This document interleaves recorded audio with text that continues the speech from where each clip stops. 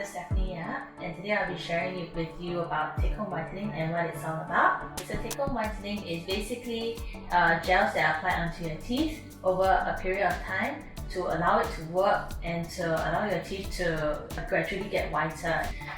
It usually involves a couple of syringes of gel as well as custom fit trays that we will make for you according to the shape of your teeth.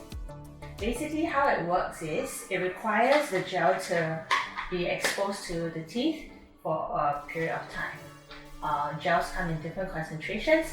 For certain gels that are of lower concentration, you'll have to wear it for a longer period of time. For example, an opalescent 15% gel will require you to wear overnight versus one that is of a higher concentration that allows you to just wear about 30 minutes maximum.